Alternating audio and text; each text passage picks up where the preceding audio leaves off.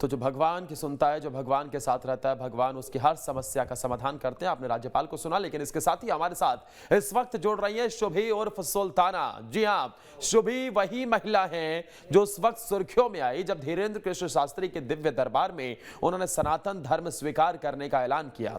शुभी के इस कदम के बाद धीरेन्द्र कृष्ण शास्त्री विरोधियों के निशाने पर आ गए। चले खुद शुभी से बात करते हैं और जानते हैं कि उनके इस फैसले के पीछे की वजह क्या थी। न्यूज स्टेट पर शुभी उर्फ सुल्ताना सीधे मौजूद है हमारे साथ। शुभी, सबसे पहले हम आपसे ये जानना चाहेंगे, पहले आप सुल्ताना थी लेकिन अब आप शुभी बन गई हैं। हिंदू धर्म में आने के पीछे सबसे बड़ी वजह क्या रही? किस चीज ने आपको इतना प्रभावित किया कि आपने सोचा कि अब ये धर्म छोड़कर दूसरे धर्म में यानी सनातन धर्म को अपनाना है?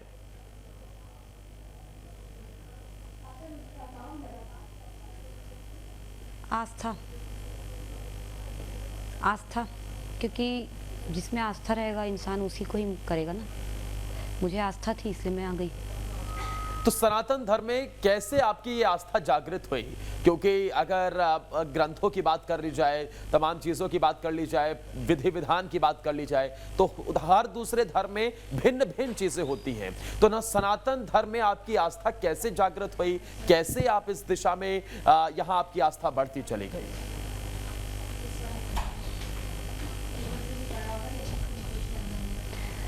देखिए, मैं बार बार बोल रही हूँ, फिर से बोलूँगी एक बार कि हम किसी भी चीज़ को तभी पूरी तरह समझ पाते हैं जब हमको सही तरीके से समझाई जाती है। मैं मुस्लिम धर्म में थी ज़रूर, लेकिन मुस्लिम धर्म होता क्या है ये चीज़ मुझे अच्छे से समझाई नहीं गई। प्लस मैं किशन जी के लिए शुरू से ही रुझाव में रही हूँ, उनके तरफ आकर्षित रही हूँ, क्योंकि मैं उनको देख के, सुन के, समझ के, और सबसे बड़ी बात जो हिंदू लड़कियां होती हैं उनका रहन सहन और अपना खुद का रहन सहन देखा मैंने। ये सब चीज़ मेरे दिल दिमाग में असर कर गई और मैं कृष्ण जी के प्रति भक्ति में चली गई धीरे धीरे। शुभी, एक तो ये हम जानना चाहेंगे कि आखिर आपने क्यों धीरेन्द्र कृष्ण शास्त्री का ही मंच चुना ये सनातन धर्म को अपनाने के लिए? सवाल दूसरा ये भी है कि आपने ये धर्म अपनाया, सनातन धर्म में आप आई, और इसके बाद क्या आपको किसी तरीके के विरोध का अब तक सामना करना पड़ा क्या? क्योंकि हम देखते हैं कि जैसे धर्म परिवर्तन होता है या किसी दूसरे धर्म को अपनी स्वेच्छा से भी अगर कोई अपनाता है तो उसके बाद विरोध और उस व्यक्ति का भी पर्टिकुलर विरोध होने लग जाता है। तो क्या आपको भी इसका सामना करना पड़ा?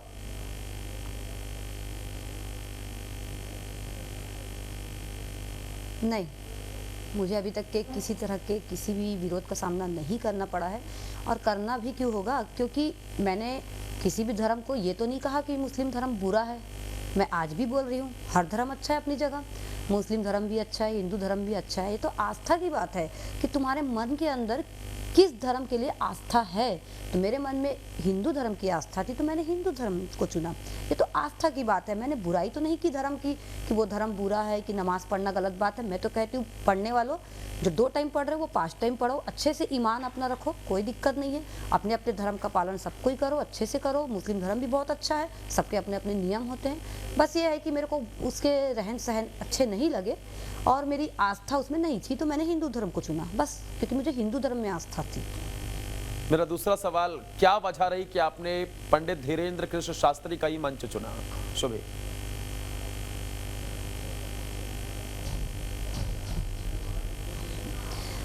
देखिए, मैं पूजा पाठ तो बहुत दिन से कर रही थी, लेकिन मैंने किसी को गुरु नहीं बनाया था और ना ही मैं किसी गुरुओं के ऊपर या पंडितों के ऊपर विश्वास करती हूँ, मैं सच बताऊँ तो। क्योंकि मैंने देखा है अपनी लाइफ में भी कि पंडित हो, गुरु हो, अधिकतर बातें ढकोसले की रहती हैं। कुछ लोग बात बताने के बाद तुरंत दक्षिणा भी मांगते हैं।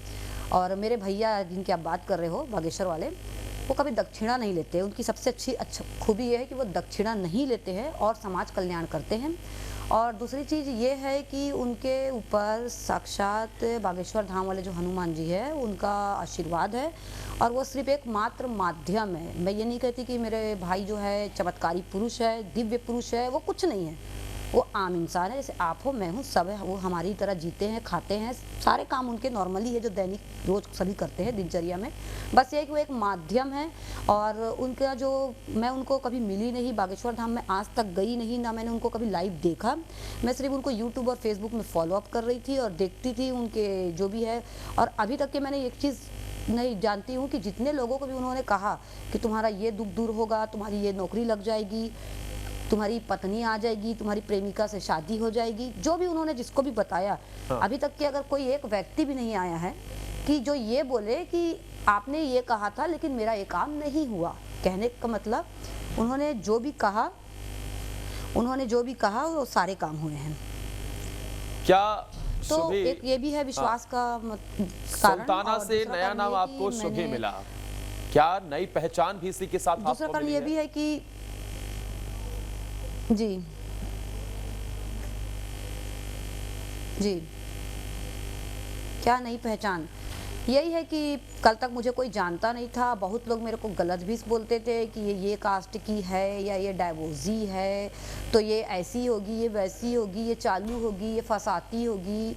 शादी.com जीवन साथी में मैंने प्रोफाइल बनाया था शादी के लिए फिर से, तो उससे भी मेरे पास कॉल्स आते थे, तो लोगों को लगता था कि बहुत सारे कॉल आते हैं, इसके पास ये बेकार लड़की है, ये वो। तो मैं उन सब से कहना चाहूँगी कि ज़रूरी नहीं है कि कोई लड़की अकेली रह रही है तो वो गलत होगी, ऐसा कुछ नहीं है। लेकिन हाँ, ये एक चीज़ ये है कि आज मेरे को मान सम्मान की लाइफ मिली है, और जो लोग मेरे को गलत सोचते थे उनकी शायद मैं मतलब उम्मीद करती हूँ कि मेरे प्रति जो मानसिकता थी गलत, वो दूर हो गई होगी। तो मुझे अच्छा लग रहा है, कोई दिक्कत नहीं है। बहुत अच्छा नाम दिया है भैया ने मुझे, शुभी। शुभी का मतलब होता है शुभ, बहुत शुभ, इसलिए उन्होंने मेरे को शुभी नाम दिया है।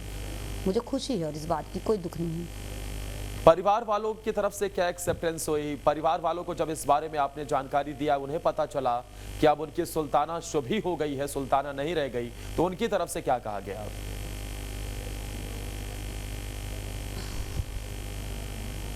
देखिए, परिवार से तो मैं पहले ही से ही अलग हो चुकी हूँ, जैसा कि मैंने बताया कि मैंने लव मैरिज किया था पहले। तो उनके तरफ से अभी तक मेरे पास कोई भी कॉल्स नहीं आए हैं, ना रिलेटिव के कॉल आए हैं, किसी के कॉल इस तरह के नहीं आए हैं, क्योंकि जब मैं पहले से ही कट हो चुकी हूँ घर परिवार से, तो अब उनको क्या फ़र्क पड़ेगा। फिर भी हाँ, आपका सवाल सही है कि हो सकता है उनके कॉल आने चाहिए थे कि तू पूरी दुनिया के सामने प्रसार प्रचार करके क्यों हमारी इज्जत और ख़राब कर रही है। बट हाँ, मेरी तरफ से कोई भी कॉल मैसेज अभी तक नहीं आया है परिवार से, क्या और जिस किसी भी तरीके तरह से के फ़ोन कॉल्स भी जी। नहीं आए हैं मेरे पास उल्टे सीधे तरीके से। अब इन फ्यूचर अगर कोई धमकी वाले कॉल अगर आते हैं तो उसका मुझे पता नहीं है, लेकिन अभी तक तो कुछ नहीं आया है। जिस तरीके से आप मंच पर पहुंचती हैं, माइक पर लेकर आप अपना धर्म और आप सनातन धर्म में आने की बात हेलो? करती हैं, उसके बाद से ही आप पूरे मीडिया के पूरे देश आपको देख रहा है, आप लगातार लाइमलाइट में बन गई। क्या आपको मंच पर बुलाया गया था? क्या पहले से ही कोई बातचीत हुई थी किसी प्रकार की कि आपको आना है और आप सनातन धर्म अपनाने के लिए आप तैयार हैं? क्या कोई पहले बातचीत हुई थी?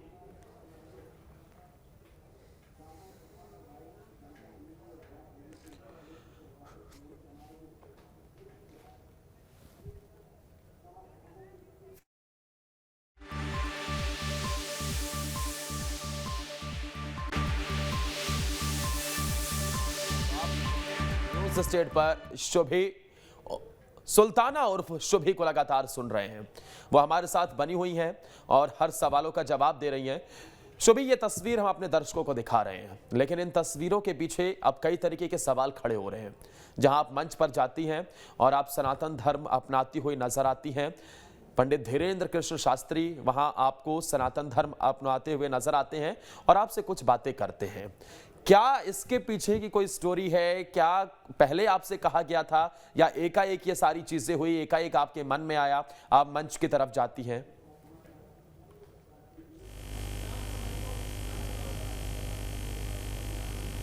देखिए, मैं तो नॉर्मल गई थी अर्जी लगाने के लिए, जैसे सभी गए थे, इतने लाखों लोग गए थे, मैं भी गई थी अपनी कुछ बातें लेके, मेरी लाइफ को लेके, अर्जी लेके। बट मेरी अर्जी के लिए मुझे बुलाया भी नहीं गया मंच में, भैया ने मुझे नहीं बुलाया, इनफैक्ट किसी ने भी नहीं बुलाया।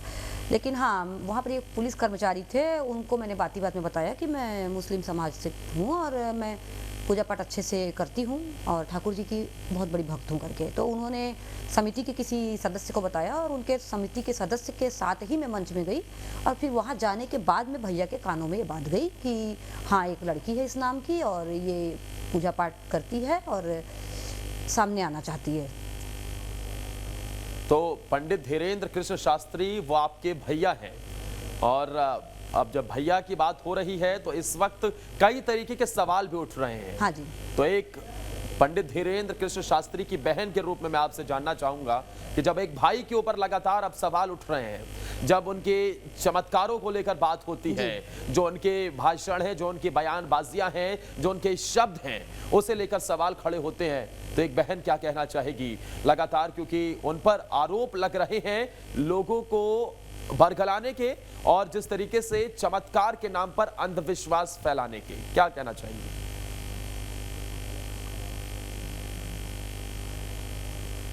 देखिए, ये तो दिखावे की दुनिया है। पहली बात तो लोग अंदर से कुछ होते हैं और मुंह पे कुछ होता है। तो भाई के अंदर क्या है, सच बोलते हैं, वो डंके की चोट में बोलते हैं। यही चीज़ लोगों को बुरी लगती है, तो जिनको बुरी लगती है वही उनकी बुराई करते हैं। बाकी भैया सही हैं लगातार धर्मांतरण के मामले में निकलकर सामने और आते मैं हैं। उनके साथ हूँ। हाँ।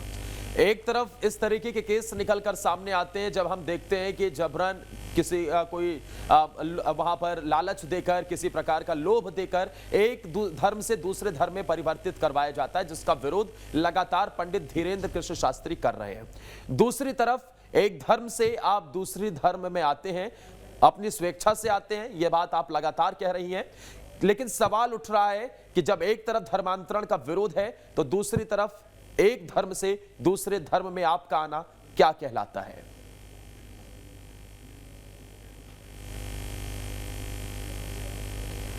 देखिए, धर्मांतरण की बात है कि मतलब लोग अपनी मर्जी से अगर धर्म परिवर्तन करे तो इसमें कोई बुराई नहीं है। भैया ने किसी को फोर्स तो नहीं किया कि तुम धर्म अपनाओ, ना वो किसी को बोलते हैं कि मेरे दरबार पे आओ, ना वो बोलते हैं बागेश्वर धाम आओ।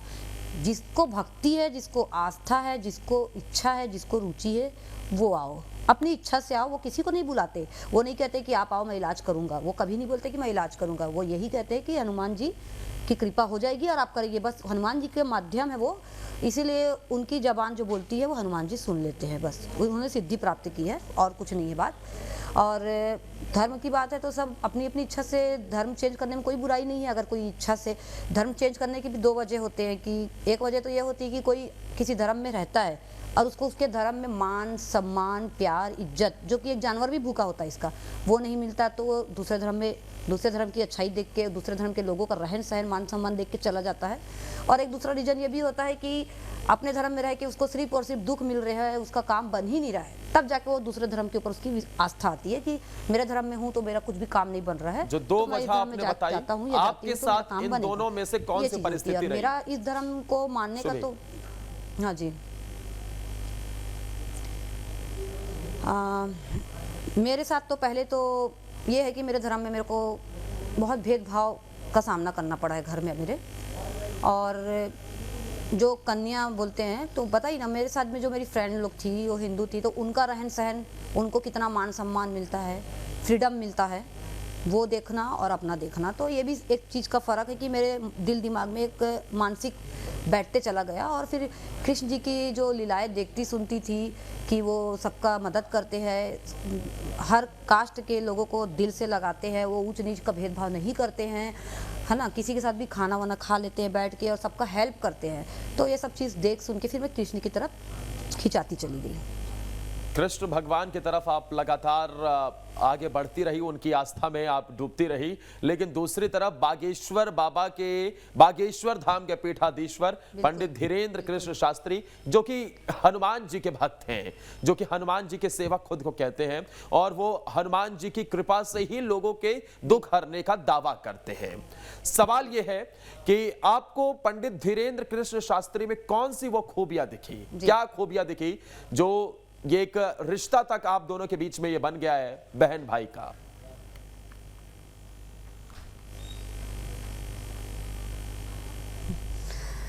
पहली बात तो ये है कि वो सच बोलते हैं और मुझे सच बोलने वाले लोग बहुत पसंद हैं, मैं उनकी बहुत रिस्पेक्ट करती हूँ। दूसरी बात यह है कि वो ढकोसला या दिखावा नहीं करते, मुझे ऐसे लोग भी बहुत अच्छे लगते हैं, रिस्पेक्ट करती हूँ। तीसरी बात यह है कि उनके अंदर धन दौलत का कोई लोभ नहीं है, वो दक्षिणा नहीं लेते हैं, ये भी अच्छी लगी मेरे को उनके अंदर। और वो हर नारी को माता और बहन ही बोलते हैं, उनकी नज़र से ही देखते हैं। और आज तक मैंने उनका किसी भी तरह के किसी भी वीडियो में ना देखा, ना सुना, ना कोई जानती हूँ कि उन्होंने किसी भी लड़की से बदतमीजी से बात की हुई हो। तो ये सब चीज़ें वो नारी सम्मान भी जानते हैं, मुझे बहुत अच्छे लगते हैं इसीलिए। और वो सबसे बड़ी बात, वो सच के साथ है और सच ही बोलते हैं और सत्य काम ही करते हैं वो। कल तक जो सुल्ताना थी, आज वो शुभी हैं। सिर्फ इसलिए अभी मैंने उनको अपना भाई बनाया। 1 से 2 दिनों का ही ये गैप रहा है, लेकिन क्या चंद घंटों में कुछ बदलाव आपको नजर आया?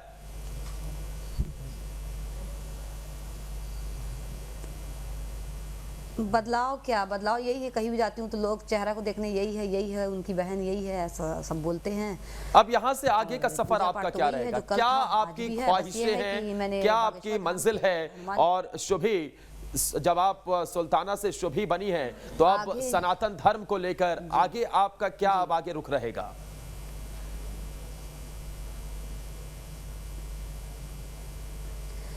आगे यही है कि जो पूजा पाठ है वो चल रहा है, और चाहती हूँ कि इससे ज़्यादा भक्ति के रंग में और रंगूँ मैं, और जो भाई बहन का रिश्ता बंधा है उसको पूरी तरह से शिद्दत से निभाऊँ मैं।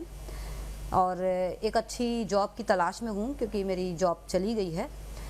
और बहुत लोगों ने, एक चीज़ और बोला चाहूँगी कि बहुत लोगों ने मेरा तिरस्कार किया, मेरा अपमान किया, तो उनकी वो सोच गलत थी मेरे लिए। मैं वैसी थी ही नहीं कभी, बस उनके अकेलेपन का मेरा उनका देखने का नज़रिया था। तो बस यही चाहती हूँ कि एक अच्छी सी जॉब मिल जाए, और योगी जी से मिलना चाहती हूँ, उनकी बहुत बड़ी फ़ैन हूँ। भूपेश बघेल जो हमारे माननीय छत्तीसगढ़ के मुख्यमंत्री जी है, उनका भी बहुत सम्मान करती हूँ, लेकिन योगी जी की फ़ैन ज़्यादा हूँ इसलिए क्योंकि उन्होंने पूरा यूपी बदल दिया। एक छोटा सा इसीलिए, सवाल और जो लगातार अब बस अच्छी सी उठ जॉब रहा चाहती है, हूँ मैं, लगातार और हो लोग सके इस तो अगर तरीके कोई के सवाल गवर्नमेंट उठा जॉब रहे की मिल जाए हैं, तो और शुभी, अच्छी बात है। क्या ये सब कुछ आपने लाइमलाइट में आने के लिए या फिर सुर्खियों में बने रहने के लिए या सुर्खियों में आने के लिए तो नहीं किया?